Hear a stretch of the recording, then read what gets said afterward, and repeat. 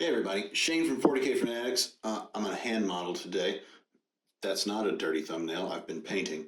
I was just putting together, as we've talked about on the podcast, a new Crusade force to do the new Natman Gauntlet Crusade.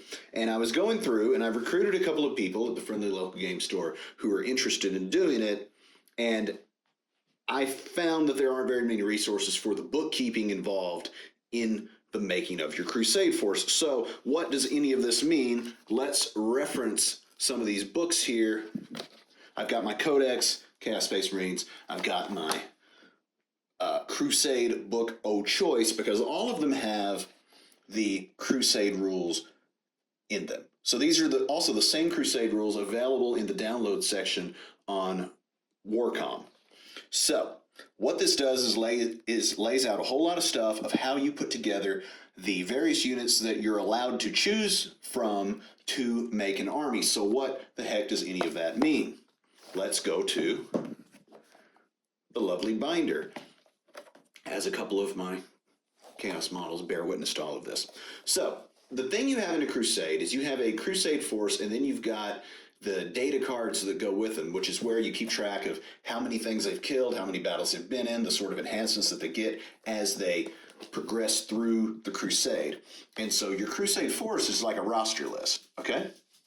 So here's Henry's heroes and the various units. You get to name them, and you put them down on this list. So this is like everything you can choose from. This can go on for multiple sheets if you want, depending on what your supply limit is. So in the beginning of this thing, you start with 5 requisition points. All this is explained in the Crusade rules that I showed you a minute ago. For 1 point, you can buy 200 more points. So I've spent 2 points so that I can get 1,400 points here on my Crusade Force list, using a total of 1,345 plus 15 for an enhancement, which also costs me a Crusade requisition point, which is, again, those things over on the Crusade list. The main thing we're doing here in this video is letting you know what some of this looks like. So I got me a little binder here. You can print that Crusade Force thing off of the downloadable PDF on Warcom. So you go to the FedEx office, or you print it yourself, or print it at work if you're one of those people that gets to do that. I got me a little 1 inch, I think it is. Yeah, no, 1/2 inch 3-ring binder. It's plenty. And then the second thing that you're going to have, and I'll get into what this is in a moment, but the second thing you're going to have is every single unit that was on your your Crusade Force list then has to get their own data card, their very own. So every single one. So every character, and then every unit that character may or may not, depending on what you want to do for your army roster, be attached to. So here's Lord Henry. He's the king of this whole thing. Unit type Chaos Lord. You say what equipment he has, because you can't change that stuff every time. Whatever unit you decide to buy, essentially, is what it is.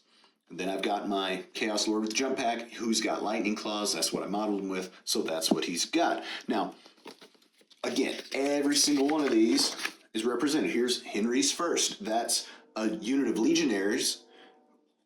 The stuff they've got, which is kind of typical melee loadout of 5 guys and a melta gun.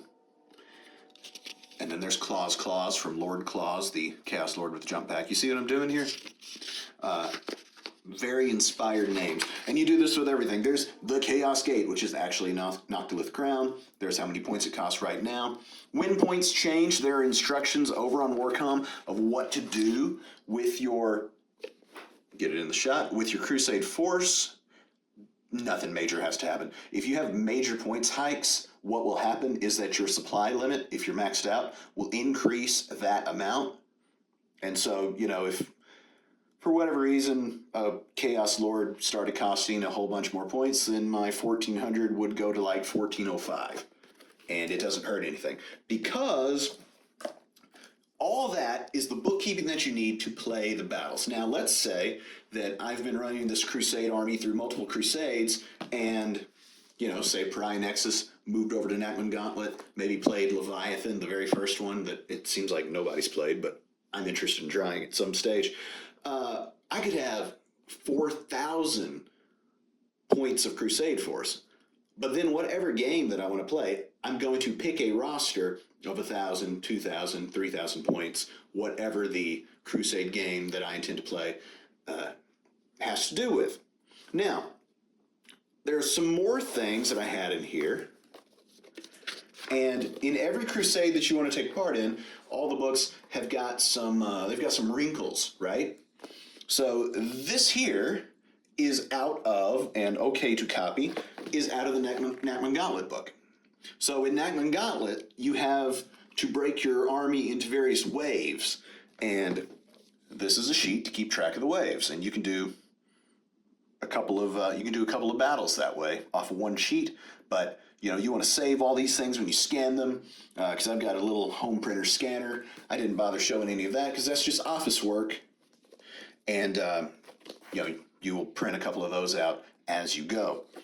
And you know, this is just so for your own kind of bookkeeping while you're in it, and your opponent, so that everybody knows what's what and everything's above board. That's the Nachman Gauntlet specific sort of thing that you have to keep up with. Now, this back here is my Chaos Warband tracker. Now, if you are fortunate, like me, to already have a Codex, which now many of us do, then we get into the back of your Codex, and this is where I'm like, all you people that don't want to buy Codexes anymore, you're missing out, because look how fun this is. You get to use these rules too. So these are additional. This is a whole Chaos Warband thing that you can take, that I can take Lord Henry, and he can become a Warband champion. He gets that keyword, and then I get to keep up with these favored rewards or forsaken punishments with that Warband tracker as he loses and wins battles that he participates in, okay? And then these change things for my entire squad. If he doesn't participate, then I don't worry about this. But I'm going to have him participate because that seems like more fun, doesn't it? And you go through here, and in everybody's Codex, you'll have some sort of thing like this. You'll have various agendas. Now, agendas are sort of like your secondaries in a crusade. And everybody's Codex has a few agendas that their army specifically can pick. You pick 2 every time you play a battle. But the majority of them are going to come from whatever crusade you are playing. I'm trying to think what else we need to get in here. I've even got 3 agendas that I could choose from if my guy is substantially high enough on that Warband tracker in various fields. So you see how this goes on and on. Battle traits and things. So this is the individual units. They get experience for killing stuff, participating in battles, and possibly completing agendas. So a lot of agendas will be do this, that, and the other, and then if you do it, put 3 experience points on whatever unit you choose, or a couple of units that you choose. And as they gain experience, they sort of level up, and when they level up, you get to pick these various things. Now, these are the things out of my Codex. I've got those options. But over in Nachman Gauntlet, would you believe, I'm going to flip around. You guys can catch a look at some beautiful art. There's the requisitions. Those are what you spend your RP, your requisition points on, if you didn't spend them all on increasing your force limit. But look, there's more of them. Battle scars, battle traits, relics, things of that nature. So it's really fun. It turns 40K into as much a competitive sort of thing because it still is quite balanced with your agendas and the fact that there's points and everything that, you know, like we say on the podcast all the time, if you take a couple thousand points versus a couple random 1,000 points, you're going to get good matches. So it turns it into as much of a war game as a bit of a role-playing game, because after a while, Lord Henry will either rise to greatness and carry a demon weapon and possibly ascend to demonhood, or he'll be killed multiple times, receive many battle scars, and someone else will take up the mantle of the leader of Henry's heroes. But that's a little bit of how this works. I'm sure there's apps, I'm sure there's spreadsheets, but here's the deal, okay?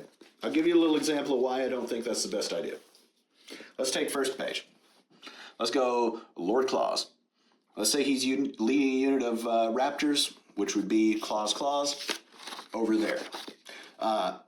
They participate in a battle. You come down here and you put a tick mark on battles played. Battles survive, they'll get another tick mark by the time it's all said and done. Enemy units destroyed. You've got to keep literal tallies of this, because I believe it's for every 3 you gain 1 experience, which is up here, which will be, guess what, more tally marks. So I think that it's much easier, because again, look, Crusade is a lot of bookkeeping, I understand. But you're going to have your army list on your phone, on your Warhammer app, for however many points that you need. And then you're going to walk in probably with this, and let's say the Crusade Master, who in this case will be me, I'll bring this, and I'll bring this. So it's a little stack of books, but it's not quite as bad as a Player's Handbook, DMG, and Monster Manual now, is it?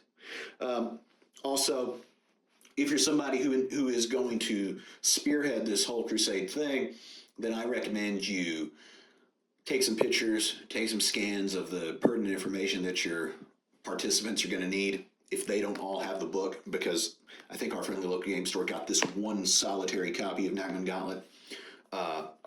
You know, you don't want everybody to have to buy the however much this book costs. Book, $60, I feel like. It was high, but it is beautiful. It's got a neat story. It's even has, and I didn't even realize this, it's got an entire poster to keep track of people's conquering of the various sectors of the Nagman Gauntlet, which I think is excellent. So, you don't want everybody to have to buy that, so you're going to let your people know what's up, such as that phase thing. Maybe print out the agendas so that they can possibly choose those ahead of time rather than having to read through them all to figure out what they can do on the day when you show up to play the match. I don't think there's anything else. The missions are in the back. They're really neat. This thing has got a whole deep strike mechanic where it can all go wrong. There's attacker defender things that happen. If you've got a new Crusade force going against a veteran Crusade force, there's even an entire thing for balancing that, which has to do with Crusade points. So as your guys level up, they then gain a Crusade point attached to them. And depending on what units someone may pick when they're building their army roster, because again, the Crusade force is different than the army roster, if there's too big a difference in Crusade points in those army rosters, then your opponent or whoever's got less will get some sort of boon to help to balance the game out a little bit more. Usually it makes the agendas easier to do or something like that. But that's it. That's a little bit about what it should look like when you're putting together your Crusade stuff. So you've got your Crusade force, which is your big roster. I hope that I well enough explained the supply limit thing. You start off with a limit of 1,000 and then you buy up, okay? And then, of course, the little data cards. And when you first put them together, like, they don't need to be terribly detailed. There's Ed. He's a warpsmith. He's 70 points as of now. And he doesn't have any weapon options or anything, so I don't put anything on there. He doesn't have an enhancement or an upgrade. He's not been in any battles. But as he does stuff, I'll fill this out. And campaign badges are kind of neat. That's for various characters' participation and success in various campaigns, which are sort of pictures in the book. I guess you could kind of, if you wanted to be really fancy, if you had like a league sort of thing, or maybe if you had some resources from the friendly local game store to support something like this, you could print those up maybe and make some nice little laminated badges that people could get for their participation, and I might do that. I don't know. Anyway, I've been Shane for 40K Fanatics. This has been a little bit of talk about Crusade. Get in the comments and let me know if that was clear, and if not, I'll make another video talking about it, because I really like Crusade, and I think that it is not played enough. And until next time, as always, stay fanatical, folks.